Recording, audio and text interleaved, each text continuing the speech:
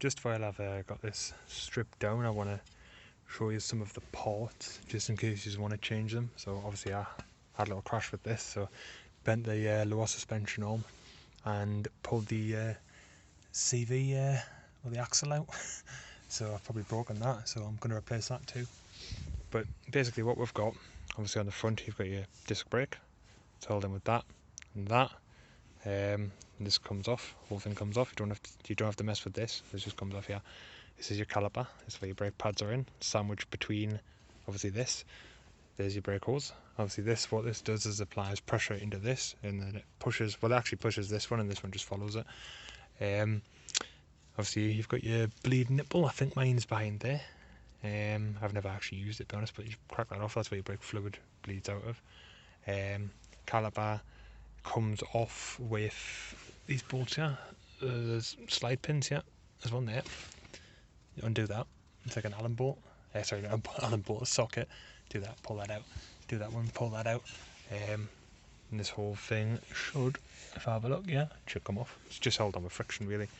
That's also how you change your brake pads on this as well.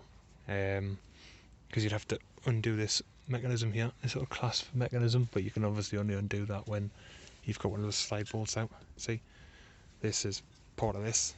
In some cars you get away with just sliding the whole thing down, not really in this one, although you could probably undo that and slide it down. There's a tie rod.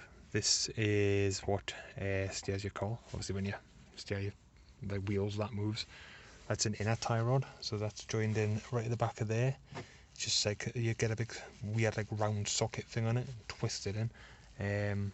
Looks like a plunger, actually a big plunger. Slide it right across there and turn it. What's bolted onto here is a tie rod end. Now I haven't got one of those with me at the minute, but that's just basically you spin that on and it has a little ball joint coming off it here, and that goes into there, and then you have a nut here and you just seal that on there. So that's obviously then transfers the force into your wheel. This is your suspension, so this is a shock, big shock absorber bolted to the suspension like knuckle, or the steering knuckle, which is this. Basically just the knuckle just basically holds everything under there. On that's your coil spring. This is what obviously absorbs some of the blow, so your shock obviously does some, but then your coil spring sort of returns it back down, because your shock hasn't got enough force to just like, you know, push the car back down, hence why your spring's there. This is, like I said, this is your CV or your axle, bolted in here, big bolt there. It's a massive one, I think it's 36mm. And that is literally just pushed into there, so there's no bolts or anything there. It's just pushed in, held in purely because, well, where else is it going to go, you know, with that bolt in. Don't think anything else to show you. Sway bar there. That transfers the force from this anti-roll bar link to the other side, and all this does is just sort of, when the car like corners, it kind of like if this wheel turns, it sort of pulls the other wheel as well, you know, so it kind of keeps the car like sort of stationary, stops it kind of rolling. Stops one side taking over the other side. That's what that's kind of for. You can see it moving. If I do this, you can see how it kind of pivots on its axis, and especially this kind of movement, so it kind of gives the car that, or the suspension rather, that kind of like centre in motion. See, and then it brings it back to centre. And obviously your strut is just bolted in at the top up there. It's a McPherson strut, so at the top there's like a rubber dome, and then it's just bolted in. And that's pretty much it for the suspension. That's your subframe, this here. So that's where your low suspension arm goes. Big thing, bolts in there, bolts in here, and then it connects to the steering knuckle down there.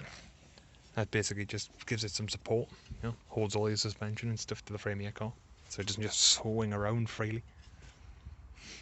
And yeah, I think I've covered everything there. If you've got any questions about anything there, feel free to ask me. Tracking points on the Corsa as well, by the way. This is supposed to be used with a scissor jack. Do not use a regular jack on that because you'll bend it. This isn't strong. People always try and jack up on this. This isn't strong. This is the strong part here. You know it because it's got the little divot there. Put one of these on and you secure it with these points here. So you see that one, that one, that one, that one. Do not put this, do not try and put an axle stud on there because you'll bend it. And do not try and put one here because the suspension will compress. You don't want that. You can use it there because that's a bit of frame. Not the strongest bit of frame, but it'll do. Do not use it on that bar there. Yours will be much thinner. Yours will actually, I've actually got it here. Yours will be a little paper thin one like that. There's a low suspension on, by the way. Didn't realise it was there. Yeah, yours will be thin on that. Do not try to jack it up from there. Do not try and support it from there. Do not try and support it from anywhere really back here, because this all gets really thin. That's really super thin there.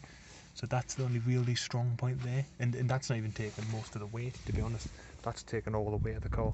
That's just a backup, So yeah, just don't use a side there. And that's it. If you've got any questions, feel free to ask.